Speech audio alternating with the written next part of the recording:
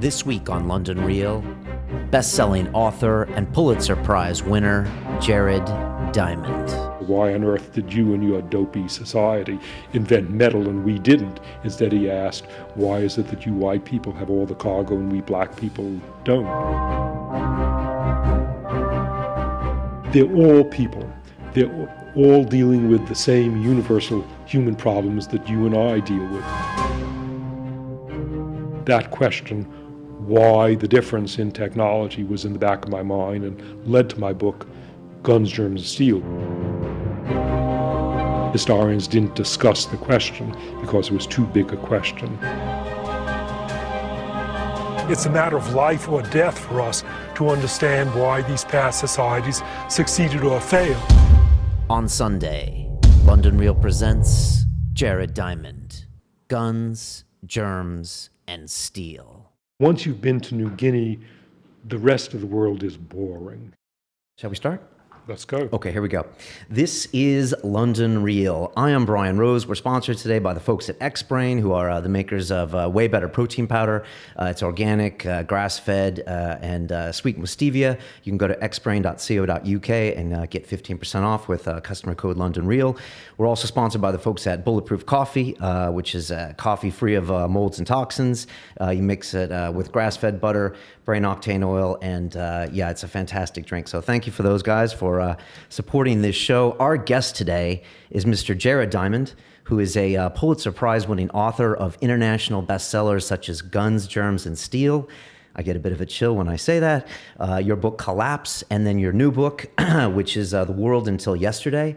You are a professor at UCLA. You're known from drawing from a variety of fields, hence the name Polymath, including anthropology, ecology, geography, and evolutionary biology. You also attended Cambridge here in England, I think quite a long time ago. And so thank you for coming back to the UK. And Jared, welcome to London Real. It's always a pleasure to be back in the UK and in London in particular. You know, I wanted to ask you that before we dive into your literary works. You were in Cambridge in 61, is that right? I was here 58 to 62. Wow. Okay, that's quite some time ago, before I was born. And what was that experience like? Were you itching to get to England, or was it kind of a cultural shift from you? You were coming from Boston at the time, is that right? Yes, I was born and grew up in Boston. I spent my life in Boston, and so I was ready to go somewhere else, preferably as far as possible, but no other planet was available. And Cambridge was world leading at that time in physiology, the discipline I wanted to study, and also Britain, in addition to its other virtues. Cambridge is close to London, which has wonderful music and theater, and Britain is close to the continent, which has all those other interesting people. Wow. And so what was it like when you were here? What do you remember most from 58 to 62? Interesting times. There were interesting times, and in retrospect, in fact, this is going to be the subject of my next book. 58 to 62, in retrospect, was a key time in British history when Britain was going through a painful transition of dismantling the empire, losing Britain's traditional identity of the empire in which the world never set, the most powerful fleet, the biggest economy.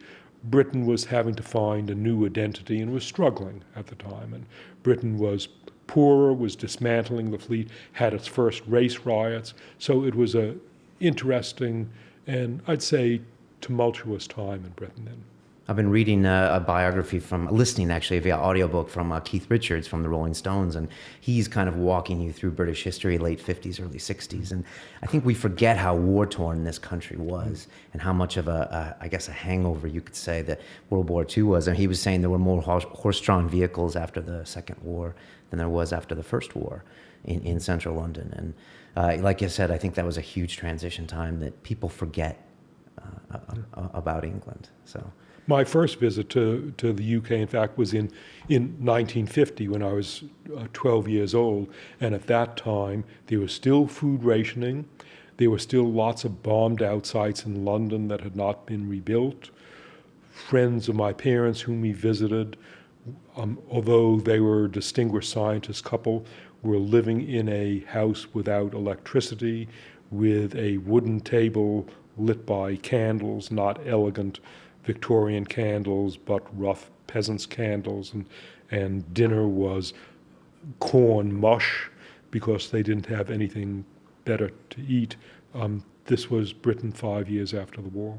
Wow, that must have been amazing to see. So you made your trips over to Papua New Guinea after you finished at Cambridge, is that right? That's right. My first PNG trip was 1964, after I got my PhD and after I had returned to the US. When you came here in England in 58, did you ever see that evolution of your career? Because you studied physiology here at Cambridge, is that right? That's true. No, I did not foresee that evolution of my career. I assumed that getting a PhD in physiology, I would then go on to do physiology and become a professor at a medical school, which I did. But within a year or two of getting my PhD and being in a medical school, it suddenly hit me the awful realization that I'm expected to do gallbladder physiology for the rest of my life, and my aspirations extended beyond the gallbladder. And so I cooked up a project to go to Peru for mountain climbing and then to watch birds in the Amazon. And the next year, my friend and I cooked up a project to go to New Guinea, which was wild and adventurous, to watch birds, and I love New Guinea, so I've been going back ever since. And you went there originally for the birds. I went there originally for the birds, second for the birds, third for the birds, and always for the birds.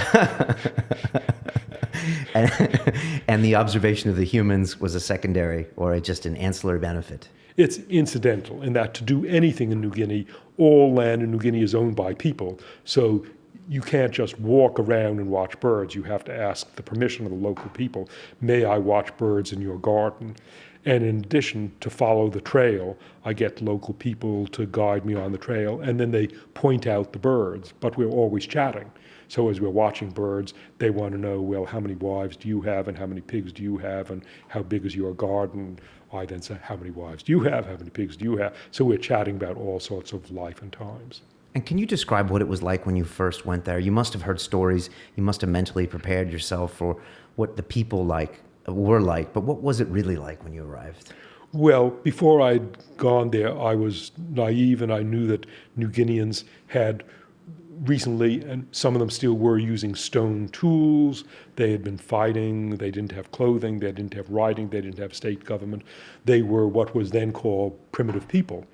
I didn't know what to expect, and it took me about one day to realize that these are smart, normal people, as curious and engaged as any American or Europeans. Yes, they were recently using stone tools, and there must be a reason why these smart people did not invent steel tools themselves. So that question, why the difference in technology, was in the back of my mind and led to my book, Guns, Germs, and Steel, because it took me 25 years to figure out the answer. Right, because that book was in 97 that was published, is that right? That was 97. And your first visit was 64, 65? First visit to New Guinea was 64, then 65, then 66. And those ideas already started in your head as far as those kind of questions to yourself? The ideas, no. The questions, yes. Okay. The question, why did these people end up with stone tools, came up right at the beginning. The answer, I didn't know the answer. Historians didn't know the answer. Historians didn't discuss the question because it was too big a question. The question gradually grew on me, particularly after in 1972 a New Guinean asked me straight out.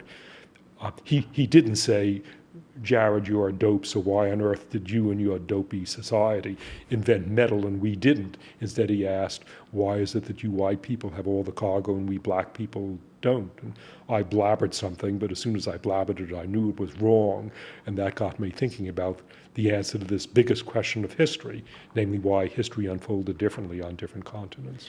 And it's that story that you start off Guns, Germs, and Steel with. That's the beginning of Guns, Germs, That is, and there's something about those personal stories and those anecdotes about you in PNG, as you say, that really draw me in and seem to draw the readers in. And it's something about those kind of anecdotal tales of your observations in New Guinea, and you've been there, so you've seen the real deal, and then mixed in with your theories that make your books hard to put down. Is that a fair synopsis of your writing style? I would say so, yes. My books they're always about big questions. There are historians who write only about the American Civil War. There books published about the second day of the Battle of Gettysburg in the American Civil War.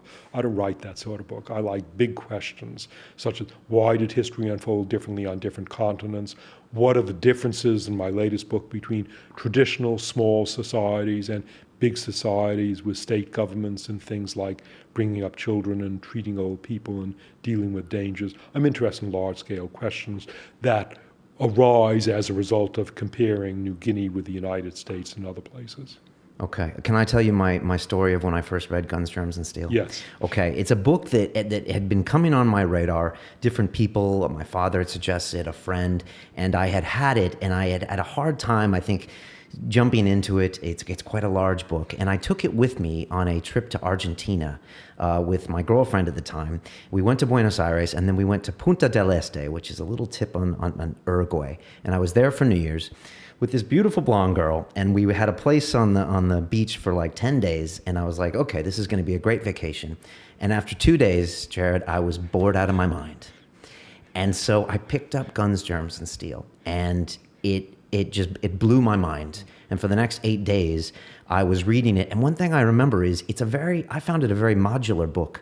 So I would pick chapter, say 12, and then I would flip back to chapter 7, and then you would make a reference to something else. And I found that I read it in a very non-sequential way.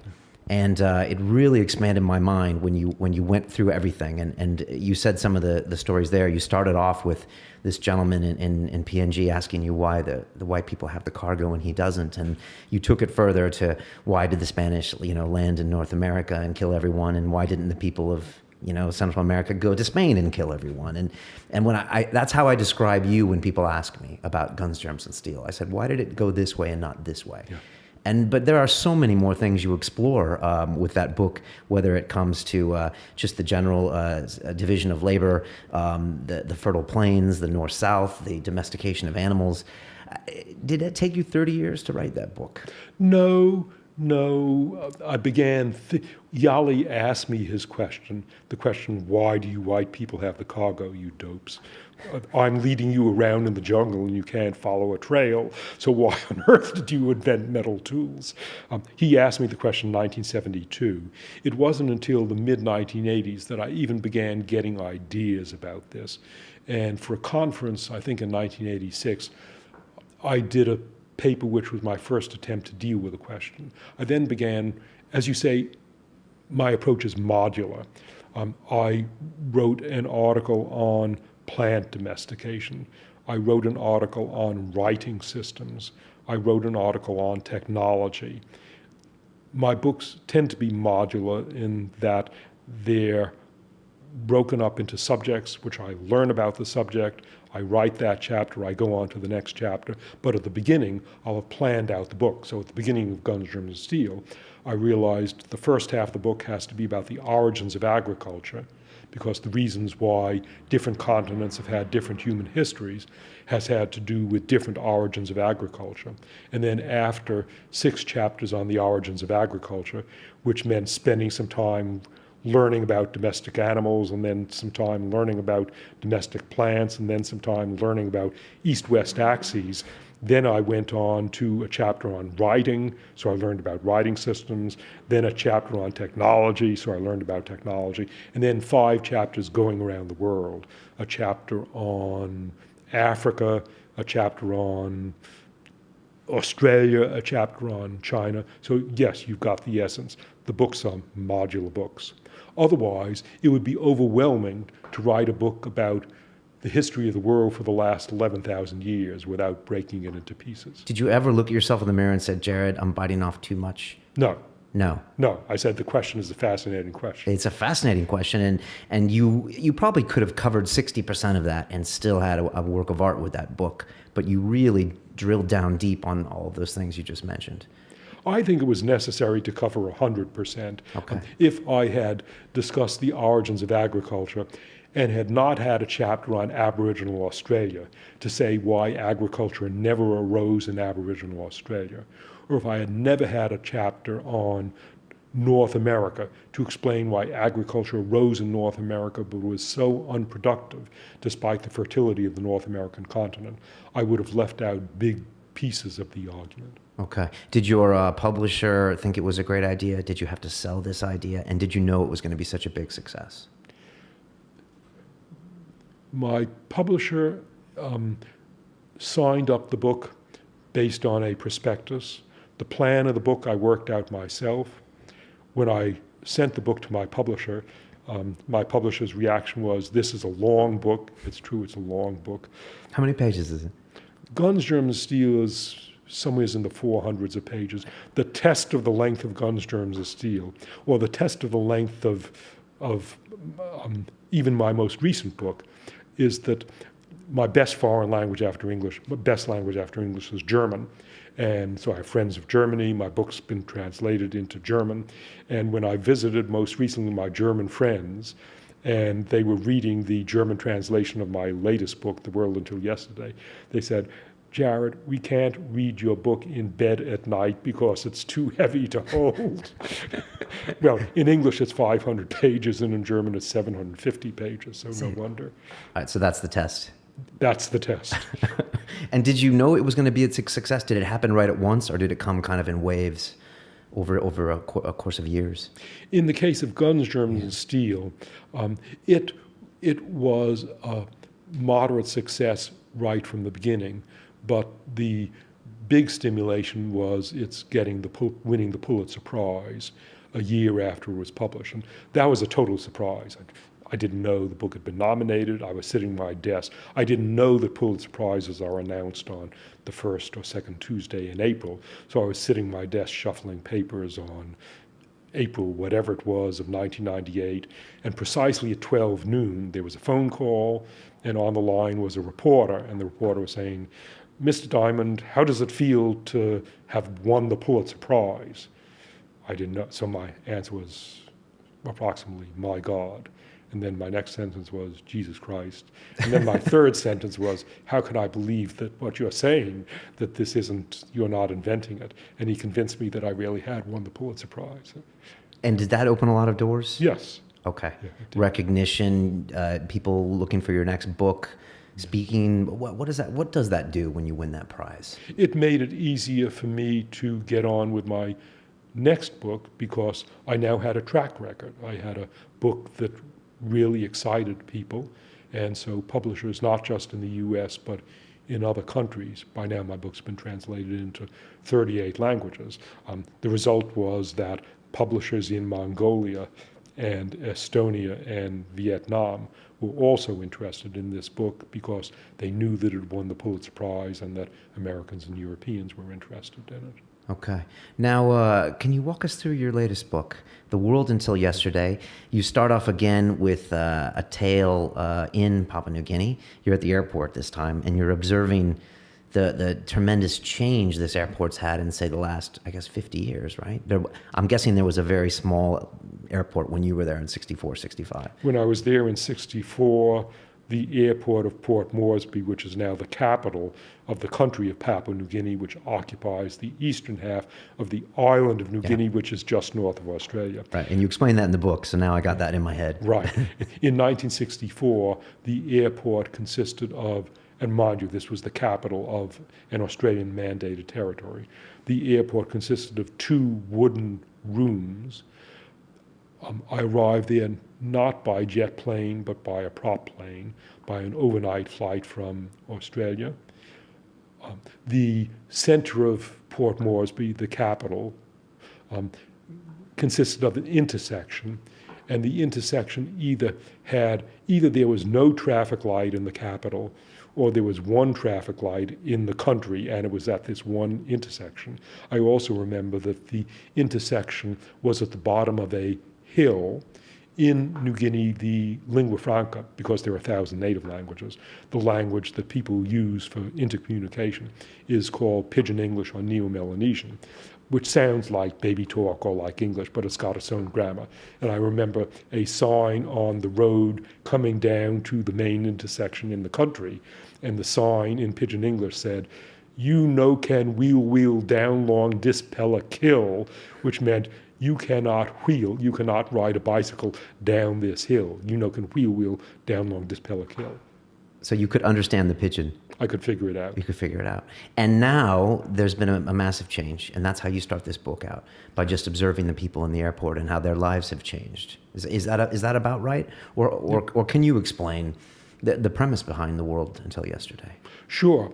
The Port Moresby Airport today, you arrive there and it looks like a normal airport. There are security screening machines and x-ray machines and baggage agents and people at a counter and computers and people wandering around and signs with the destinations and flashing lights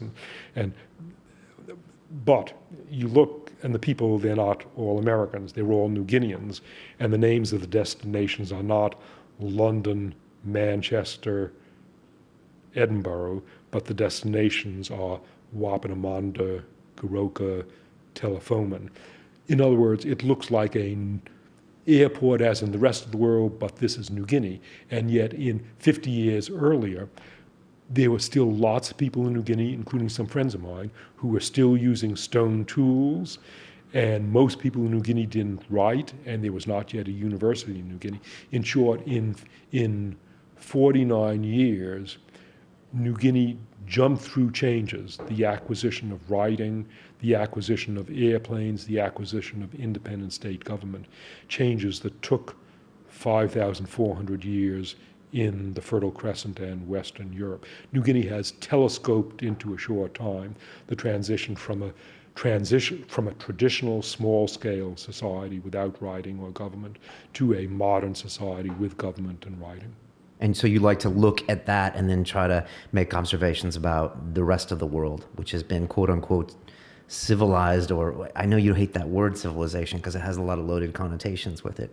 But for someone that doesn't know and hasn't read those two books, can you explain why you study the New Guineans and why you can learn so much from these people that haven't been exposed to the Western way of doing things that we have? I go to New Guinea because it is so fascinating. Once you've been to New Guinea, the rest of the world is boring. New Guinea it's fascinating, it's beautiful. The people themselves, they're very diverse. There are 1,000 different languages in New Guinea, not dialects, but 1,000 different languages. Many as different from each other as Chinese is from Japanese, is from English. And the people themselves, they're curious, they're alert, they're asking questions. The children are independent. 5-year-old kids will negotiate with me and from a position of equality. So the people themselves are really interesting people. I go to New Guinea because it's fascinating and fun and maddening, and I learn a lot from them. And what can we learn from these people? You walk through a lot of interesting things in your book, whether it comes to pain for an accidental death of a child or the way people take care of their elderly. What do you think that we can learn, not just you, but we can learn from observing these people? Take away a quick summary of what we can learn from New Guineans or other traditional people living in small societies like rural Africans or Aboriginal Australians or Native Americans in North America or South America. They're all people. They're all dealing with the same universal human problems that you and I deal with, namely, they have children. They've raised their children. They live to an old age, or they hope to live to an old age. They face dangers. They try to remain healthy. They do or they don't have religion. They learn languages. They have arguments, and they have to settle the arguments. Everything that people do in the UK and the US and elsewhere. But traditional societies, they're far more diverse than a society with state government. Once you get a society with state government, all societies with a central government, whether they're Japanese or Israeli or British or Argentinian. Once you have a government, you have to have a system of justice and central control and political organization, so that all modern industrial societies are similar, whether they're Japanese or English. Whereas traditional societies, they're far more varied. They're hunter-gatherers, they're traditional farmers, they're pastoralists. Some of them move, are nomadic, some of them are not nomadic. Some of them abandon and kill their old people. Many of them offer their old people much better lives than old people enjoy in the US and in Britain. So one could summarize it by saying that traditional societies are thousands of experiments on how to organize a human society, experiments that we would never dream, we would never be permitted to carry out in the US. But the experiments have been run, and so you can learn from them. That doesn't mean that everything that goes on in New Guinea is wonderful. There are a couple of New Guinea tribes where when a man dies, his widow is strangled, not against her will. She calls upon her brothers to come strangle her. And that's not something that I recommend for, I don't recommend widow strangling. But there are other things that are wonderful, such as how they bring up children and how they think clearly about danger and why they never get diabetes or heart disease or stroke. And why is that? They never get diabetes or heart disease or stroke because of their lifestyle. It's physically vigorous lifestyle. Traditionally, they did not have salt, or they had minuscule quantities of salt, whereas we Americans and British consume 10 grams of salt per day. A New Guinea Highlander traditionally would have 50 milligrams of salt per day. There was a restaurant in Orange County, east of Los Angeles, where some chemists measured the amount of salt in one noodle dish, and that noodle dish had 18 grams of salt, which is 1 year's salt intake for a New Guinean. So of course, if in one day you have a year's worth of salt, you end up with hypertension and stroke, whereas New Guineans literally never get hypertension and stroke. All right, so you're offering up these ideas to the rest of the world just so we can see how other people have done it. Yeah. And so we can kind of look at how we do things and question them to a certain extent. We can see how other people have done it, and some of the ways that they do it we may think are bad, like strangling widows, and some of the ways they do it, such as having babies sleep with their parents for the first 3 or 4 years of their life.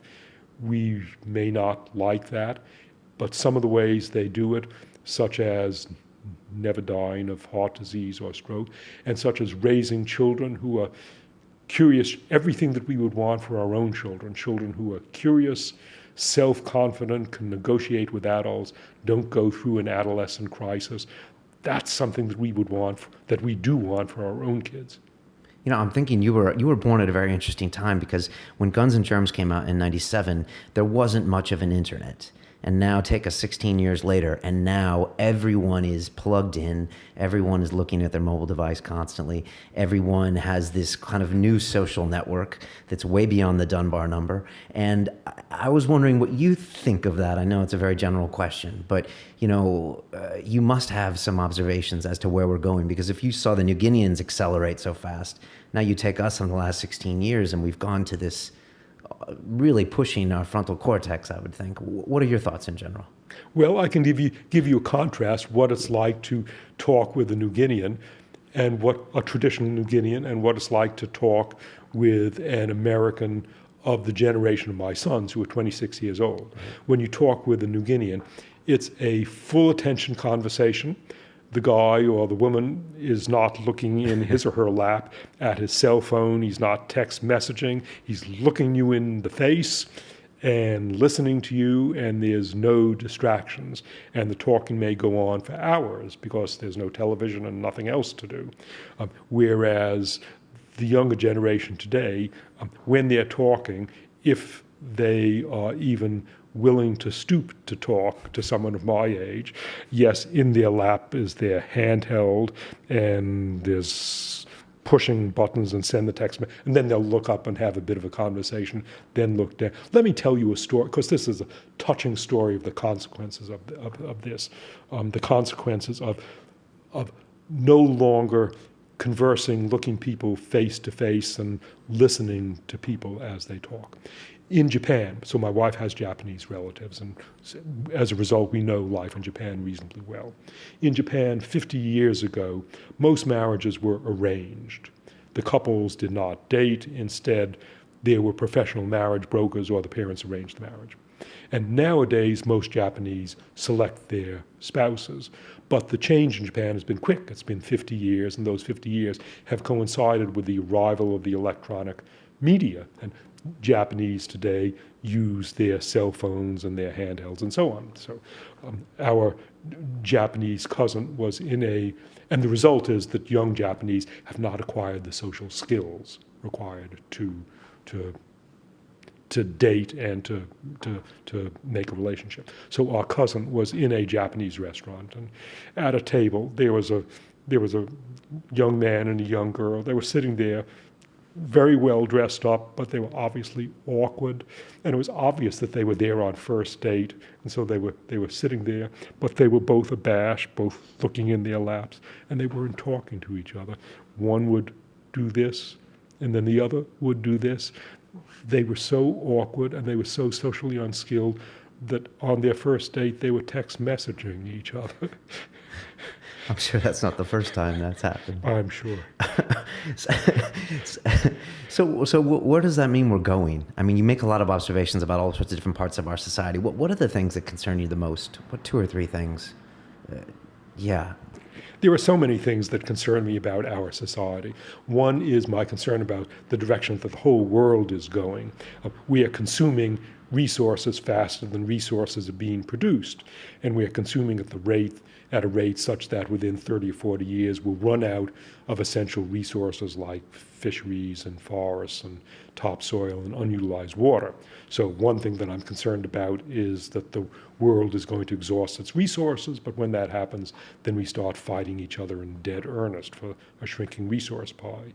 Another thing that I'm concerned about is just people's social skills. If you've grown up not spending much time looking someone else in the face and listening to someone, but you've communicated by email or you've communicated by text messaging, you just don't acquire the social skills. Again, I'll give you a story. Yes. I've worked for about 14 years in the oil field of Papua New Guinea. So Papua New Guinea has an oil field which was managed by Chevron, the big international oil company, and is now managed by Oil Search. But the land where the oil is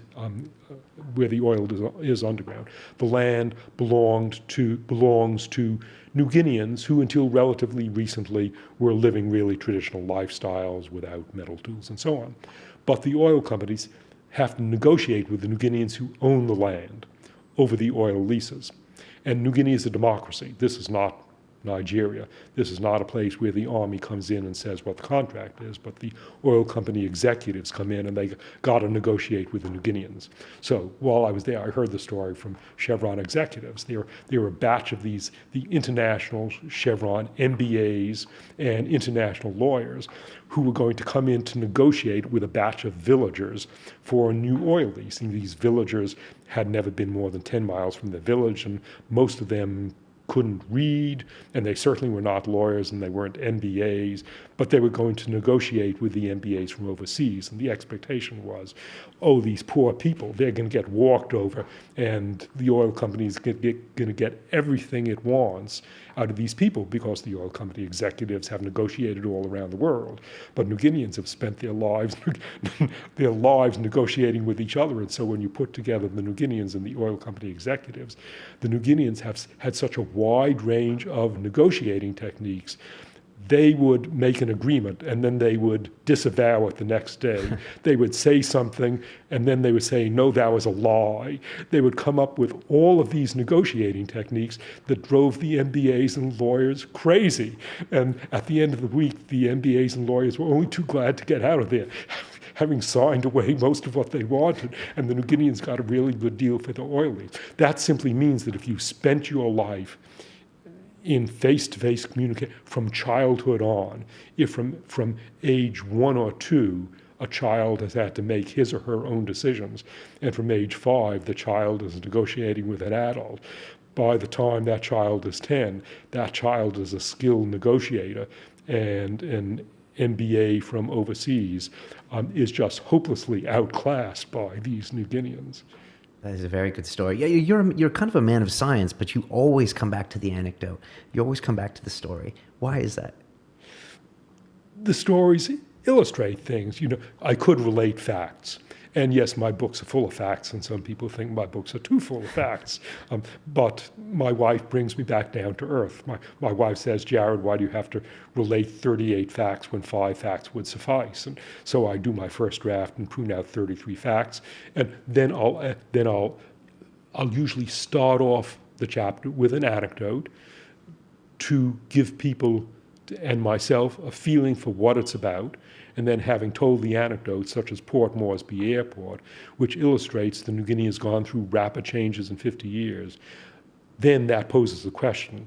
And then the rest of the book, in the case of The World Until Yesterday, the rest of the book looks at studies that anthropologists, sociologists, and political scientists have carried out in 39 societies around the world on all the continents. And they've gathered data and published papers and published books.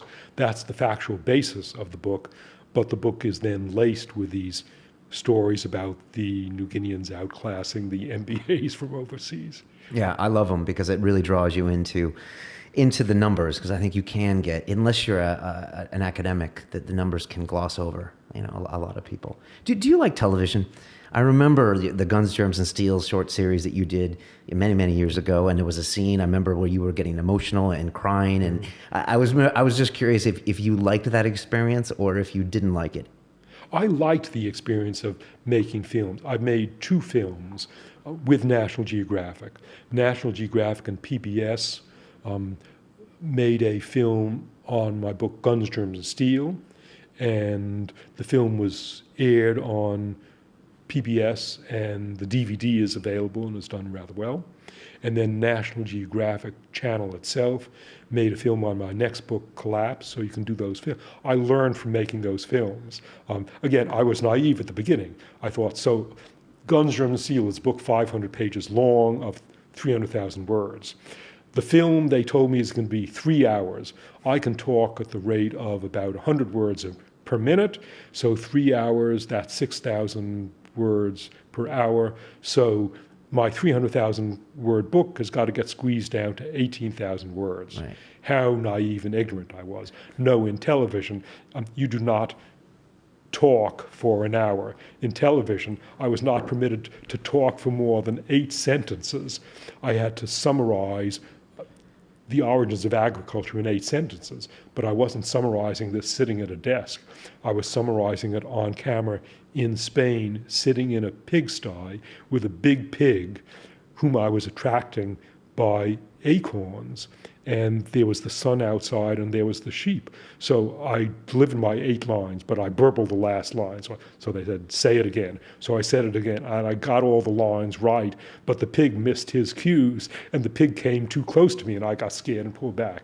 So I did it again, and I got it right, and the pig got it right, but then the clouds came over the sun, so the light was wrong. And then the light was right, and I got it right, and the pigs were right, and the acorns were right, but the sheep wandered by at the wrong moment. So it took about 8 takes. Of those 8, I had 8 sentences to explain the origins of agriculture, but we had to go through it 8 times.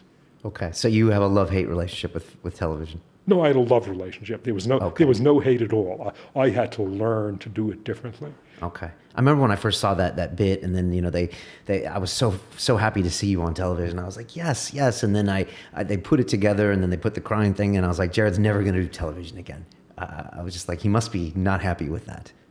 I was so happy that I went ahead and then did television on my next book, Collapse. Yeah, I've watched that and series. I've done lots of television. Recently I did a Japanese television program and a Korean television program. So I like doing it. It's a challenge. Writing a book is a challenge, and doing television is a challenge, and it takes different talents and different ways of doing things to write a book and to do television. As a writer, how important is it these days to get out there, do the media tours? These days people have video trailers for their books. You're doing television, kind of seems like hand in hand with your works. How important is it? Well, a couple of things. One, if you want to sell your books, if you want people to buy your books, it helps to go around talking about the book, because someone may not lay out £9 for a book that they know nothing about, but if they've heard me give an entertaining talk, they're more likely to lay out £9 for the book. So that's one thing. And the other thing is that when I give a talk about a book, I know what I'm going to say, but I don't know the questions that people are going to ask. And people, like last night and the night before last, I talked about my book here in the UK, and people ask really thought-provoking questions, which sometimes end up as my next book. Wow. And you're already thinking about your next book? Not only am I already thinking about it, I've already drawn up a proposal. I've submitted it to editors. We've signed some contracts. I have a 35-page detailed proposal, and I've already got a plan for what I have to do in the next 4 years to write the book. Jared, you're no spring chicken. How old are you? 70s. I was 76 3 weeks ago. You're an inspiration to us young folks. Do you slow down? Have you slowed down in your older age? It doesn't seem like you have. Yes, I have slowed down. I used to run. I used to be able to do my best mile time was a little over 6 minutes. I've now had a hip replacement operation, so my running days are over. Climbing mountains in New Guinea. I used to be able to go up a 6,000-foot mountain and come back down in a single day. On my most recent trip this March, I got up 1,000 feet and back down, and I said, Jared, this is really terrible. 1,000 feet up and down in a day, you used to do 6,000 feet up and down. But I'm older, so I'm not going to bash myself. And you're still climbing. I'm still going up and down more slowly, and I'm still watching birds. And as for my bird watching, so I've lost some of my high-pitch hearing, and I'm not as good a bird watcher as I used to be. But on the other hand, I have a lot more experience. I've been listening to these New Guinea birds for 50 years, so although I can no longer hear the tss of the red-capped flower pecker, I really know how to tell apart the calls of those 15 species of green fruit pigeons that someone with less experience in New Guinea cannot tell apart. Okay, so you're using your experience to fill in for the physical attritions.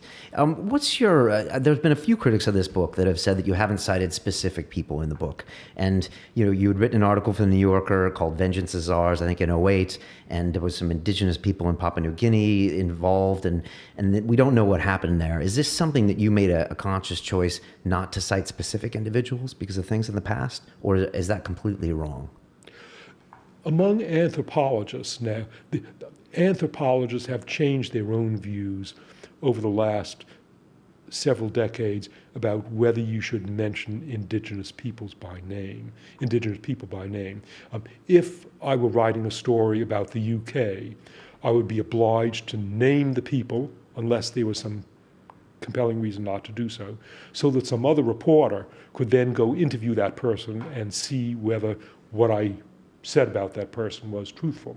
And that was also the rule, the expectation in anthropology a few decades ago. But anthropologists gradually realized that the relationship between a reporter and an interviewed subject in the UK is different from the relationship between an interviewing anthropologist and a New Guinean, because the New Guinean does not have the world perspective. It's relatively easy for the traditional person to be exploited and misused by the interviewer and not have the context for which the interview will be used. And so over the last several decades, anthropologists have changed their ethics, and the view now is that you should not mention indigenous people by name. That makes it then impossible for some other person to come in and interview that person. But what some other person can do is to come in and interview some other person. So even if they can't interview my particular subject, they can interview someone else and see whether what I said is basically true. So the ethics in anthropology have changed, but also the ethics and as a result, the ethics with which I write my books have changed. I used to name the New Guineans that I work with.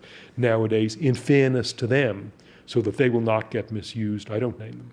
And is there a lawsuit issue if you name them that this person said this? Is that an issue now that you probably didn't have to deal with 40 years ago when it comes to quoting New Guineans?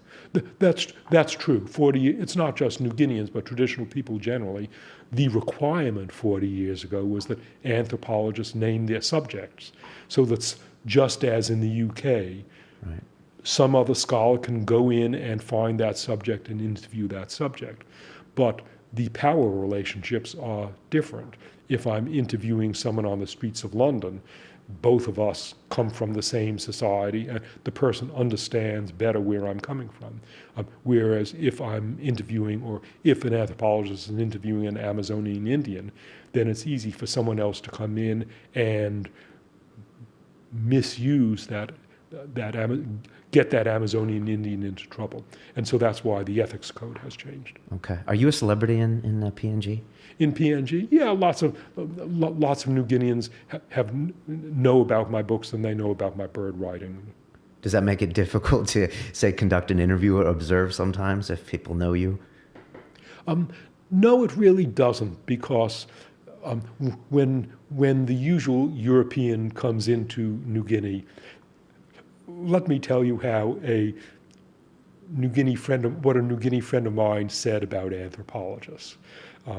The New Guinea friend of mine said, so an anthropologist came and lived in our village, and he began asking us all sorts of questions. He asked who you marry, and then he asked who do you sleep with, and who do you sleep with other than the person that you marry, and how much did you pay for your wife, and are you going to stay married to your wife? Boy, and then the New Guinean said, those are nosy questions. We don't want to deal with that person. So for an anthropologist or for a geologist comes into a village and asks the people about stones. Why on earth? And asks them about some black stuff coming out of the ground. Why does that idiot care about black stuff, namely oil coming out of the ground? Whereas I come in there and I start imitating bird, and they understand, oh, that's the bird that you mean. So they can understand, they share my interests. And so it's easier for me than for most outsiders to have a good rapport with New Guineans, because they can understand why I'm interested in this stuff. Of course you're interested in birds. We are interested in birds. Okay, it's good for building rapport. Yeah. What's your next book? Next book is about nations and individuals going through crises. Countries go through change. When I was living in the UK, 58 to 62, Britain was going through change then as a result of the winding down of the empire and the winding down of the fleet in Suez. So Britain has undergone a lot of change in the last 50 years. The US is facing a growing crisis now. Japan underwent big change in the 1800s, and Japan has issues today. Many countries have undergone change. So my next book is about, first of all, how individuals deal with individual life crises. Say you get divorced, or you get deserted, or you get sick, or your mother dies, provokes a life crisis. It turns out that many of the things that predict whether or not an individual will succeed in working through a life crisis also predict whether or not a nation is going to work through a national crisis. So my next book will mostly be about national crises, but it'll begin with individual crises. And focusing on specific countries? Yes, it will certainly include the US, it will include the UK, it will include Japan, it will include Germany. I'm thinking of including a South American country. I'm thinking of including an Asian country. I'll probably have Australia in there. There'll be maybe about 8 different countries. Will New Guinea be in there? My present plan is not to have New Guinea in there, because this book, the focus is on nations, but New Guinea, Eastern New Guinea has been a nation only since 1975. So I'm interested in nations with a long track record. Okay. How do you write? How do I write? Yeah. I write with yellow paper and pencil and pen. You really do? I then have a little tape recorder. I scribble over my first draft, and then I dictate it into the tape recorder. My secretary types it up. I take her typescript, and I edit the typescript. Manually, no computers. I don't know how to turn the bloody thing on. There's a lot of writers like that. And are you all constantly writing, like on this trip? Will you get ideas in the hotel room or on the plane? Or do you have a ritual that a lot of writers have where you wake up in the morning and you try to get 500 words done, that kind of thing? I do not have a ritual. The great German novelist Thomas Mann had a ritual. When he got up each day, he said, I'm going to write 500 words per day. And I'll keep writing until I've written my 500 words. If it was an easy passage, he would be through in an hour, and then he would play for the rest of the day. If it was a difficult passage, he would be struggling with it for 24 hours into the next day. I don't operate that way. I write whenever the opportunity comes. Tomorrow I will be on an airplane from Britain to New York, and I already have a plan for, I'm going to try to write a short article of about 3,000 words on the airplane, because I have this, 10-hour flight and nothing to do on the flight except write a 3,000 word article. Okay. Who do you read? Who are your favorite authors? Nowadays, my reading is of two sorts. I read background material for my next book, whatever that is, and that tends to be historical accounts of people, you could say technical books. So at the moment, I'm just about to begin a biography in German of the former prosecutor for the German state of Hessen, Fritz Bauer, who was in the 1960s the German who initiated lawsuits by Germans themselves against German Nazis. And that's going to be a part of my next book. So that's a book that I'm about to read, but also because I love learning languages, I've been learning Italian for the last 12 years. Every day I spend about an hour reading Italian, and also on the airplane, I have a book with me written by an Italian, it's in Italian, it's by an Italian historian about the use of gas by Mussolini in the war against Ethiopia in 1935-36. It's not well known, but this Italian historian went through the archives. The Italian government hated him for it, but he then wrote a book called I gas di Mussolini, Mussolini's gas. So I'm going to spend an hour reading that also to practice my Italian tomorrow. It's interesting because it's in the news now with what happened in Syria, and I think the New York Times did a history of gassing and why it's such a red flag for us as humans, because if you look at the percentage of people killed by gas over the last 100 years, it's quite small. Yeah. But it's those attacks that seem to make us really outraged. I mean, it's been said that the biggest weapon of mass destruction is the AK-47.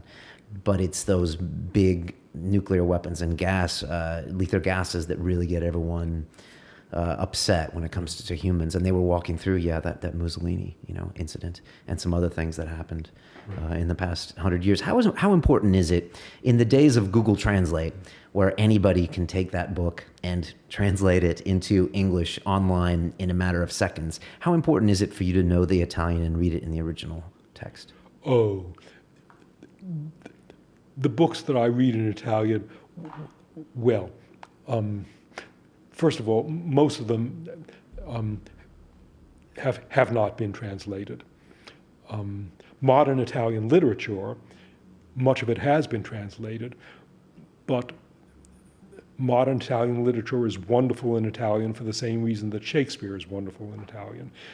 Shakespeare's been translated into many languages, and the German translation of Shakespeare is particularly good, but to be or not to be, that is the question. Shakespeare said it well, and I'd rather read Shakespeare in English, and I'd rather read Primo Levi in Italian, and I'd rather read Thomas Mann in German. Okay. What do you love most about the UK, and what do you hate most about the UK? Well, what do I love most about the UK? That's like saying, which of my wife's 10 fingers do I love most? There are lots of you have to make a choice. There are lots of wonderful things in the UK. The cultural opportunities of London, the beauty of the British countryside, the what would be the term? The flexibility of the British people who dealt with World War II and dealt with post-World War II. I guess what I most love about the UK is my British friends, the people that I met 55 years ago on this trip to the UK. I've had already a dinner with a friend that I met 55 years ago, and tonight I'll have dinner with another friend that I met 55 years ago, and 2 nights ago, I had lunch with a friend whom I knew 53 years ago, and I haven't seen her in 53 years. The most wonderful thing about the UK for me, is these long friendships. Okay, and what don't you like about it here? What don't I like about the UK? The fact that it's the country in which my wife and children do not live, and I like to be in the country where my wife and children do live. Well, the United States has advantages. California is a beautiful place to live. The weather, when I look in the Los Angeles Times on Monday and read the weather report, the Times says what the weather will be like Friday afternoon, and it's true. Whereas in London, if you read Monday morning what the weather will be like Monday afternoon, you know it's a big lie. Who knows what it's going to be? Yeah, I'm from San Diego, so I know exactly what you're talking about. It must have been quite a culture shock when you moved from Boston to LA in what, mid-60s or late 60s? I moved to LA in 1966. It was not such a big culture shock because I'd been a couple of times to California. I knew why I wanted to move to California, because of the predictable weather, because in Boston, the weather report at 9 a.m. has no validity for 11 a.m. I wanted predictable weather. I wanted the mountains, the deserts, the islands. I wanted the University of California system, the best public university system in the United States. I moved to California for reasons, and those reasons I knew in advance, and they were good reasons. Okay. Jared, I'm going to finish up with a couple of very London real questions. And so bear with me here. If you could make a phone call to the 20-year-old Jared Diamond and have a conversation with him and maybe give that young man a bit of advice, what would you tell him? I would tell him, 20-year-old Jared Diamond, you're all wrapped up now in what you're going to do for the next few years, but the statistical odds are that you will live to age 90. So this is not too early to be thinking about what you're going to be doing, not just next year, but also 50 years from now, and plan for it. Okay, that's good advice. On that same note, what's the best advice you've ever received? There's competition for that. One of the best pieces of advice that I ever received was from my parents. My first year in the UK doing research, the research was not going well, and I was seriously considering dropping out of science and becoming a linguist, becoming a translator. I remember sitting on a park bench in Paris with my parents, and I was really churned up with whether to remain in science.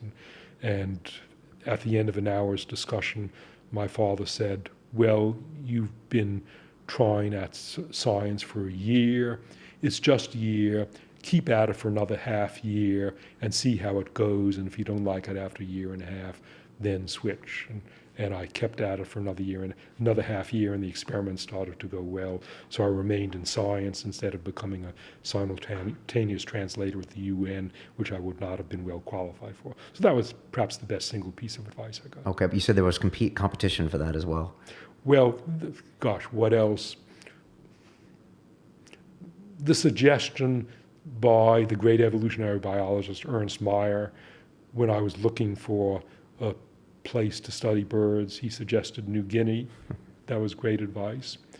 A piece of advice that I did not follow, when I was with a New Guinean in the jungle and walking on a rough jungle trail, and I was stumbling on the trail in my boots, and the New Guinean was walking barefoot, the New Guinean said to me, throw away your boots, walk barefoot, and you and up walk about strong one time, me Pella. If you'll just get rid of your boots and walk barefoot, you can walk strong like us. I didn't follow that advice.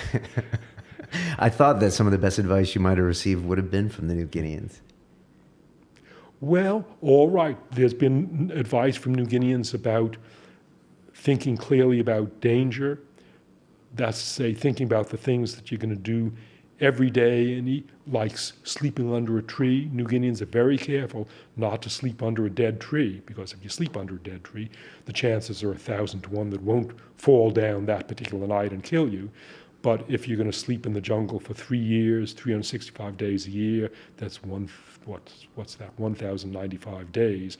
And every night you sleep under a dead tree, and the chance is 1 in 1,000, you'll be dead within 3 years. That really influenced me. And as a result, I'm very careful taking showers. And many of my friends not. A friend of 63, whom I met 63 years ago, whom I was going to visit in New York on the way back. I just got the message that she fell in her house and broke her femur, and so I'm probably not going to see her.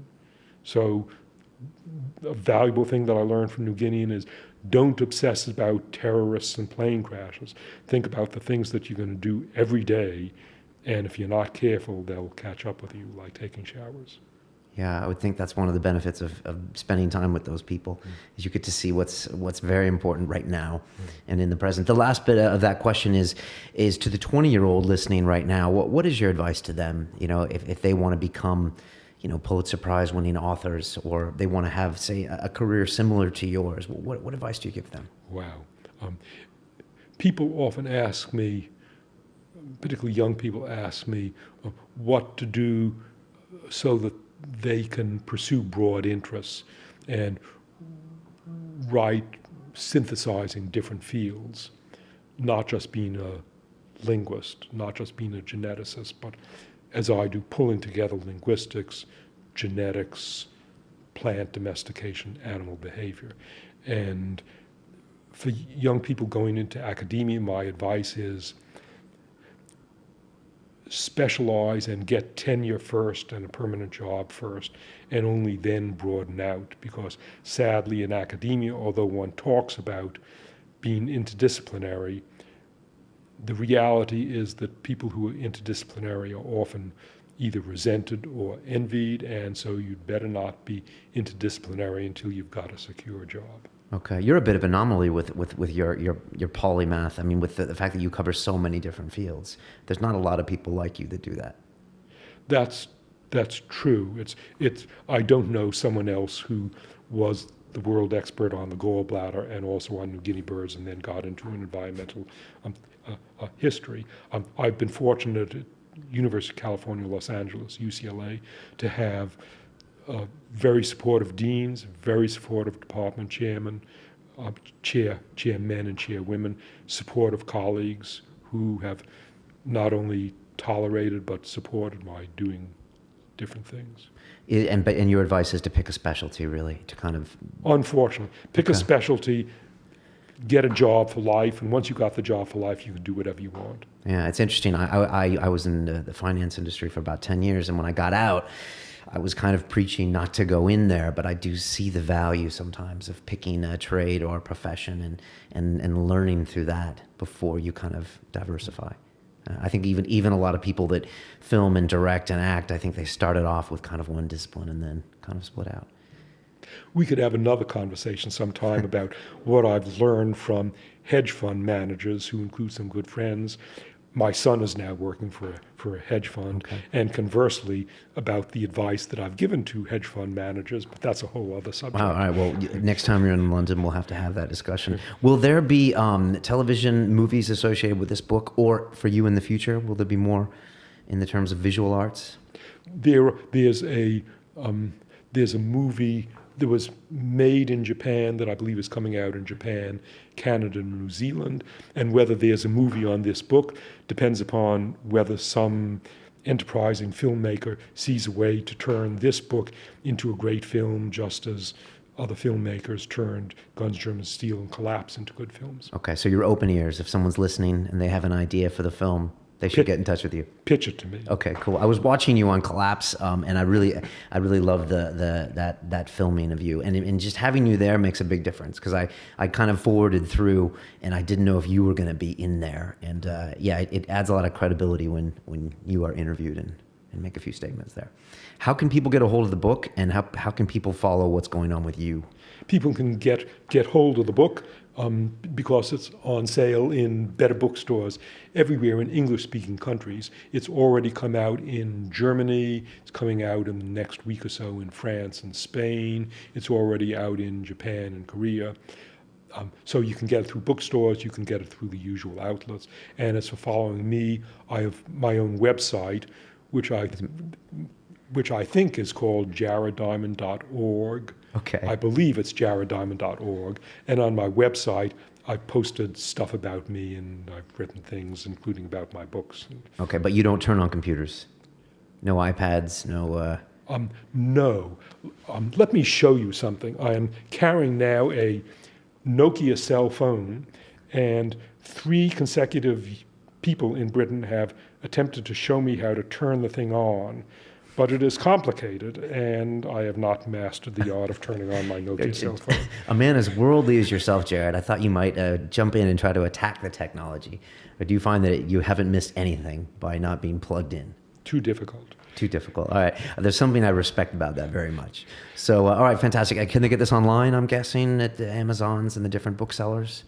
Probably. Can we get the book? You get the book online. Oh yeah. You can get it. You can get it on the usual online outlets, and you can get it in good bookstores. Okay, fantastic. Well, I've started it, and I got through some of it, but I'm going to take the next couple weeks and dive back into this. You know, it took me a while to read The Guns, Germs, and Steel, but you saved my vacation, that long Christmas vacation on the Uruguayan beach with your book. So thank you so much for that. I'm glad that my book was able to outcompete A Beautiful Blonde, and don't feel that you need several weeks. There are people who've read my books in 2 nights at the expense of The Beautiful Blonde. Really? I know she's going to kill me when she hears this, but that was the story I had to tell you about. So, you know, thanks so much for being here. I think my father, who lives in San Diego, is going to be jealous. I think a lot of, I don't know if your readership is heavily male or not. I'm not sure. But my readership goes down to children. My sons were forced to read my book in the 7th grade. I've no reason to believe that I don't know whether my readership is predominantly male or female. As far as I know, it's a mixture. Okay. Well, I mentioned you to a few people, and they were people definitely seem to know who you are. So people are very jealous of me. Thank you so much for your time. I know you've been on a whirlwind media tour, so it's fantastic talking to you, Jared. And yeah, please look us up next time you're in the UK. I would love for you to tell me what hedge funds are doing wrong based on what you've learned in New Guinea. Thank you very much. It's been a pleasure to be with you. All right, fantastic. If you're listening to us on iTunes, you can see us on video at our channel on YouTube, London Real, and we're on Twitter and Facebook, even though Jared isn't. And you can go visit him at jareddiamond.org. I'll double check that website, and we'll put that in the notes. Jared, thanks for being here. As we say on London Real, it's about the journey, and I wish you well. I can't wait to read your next book. Thank you very much. Okay, all the best.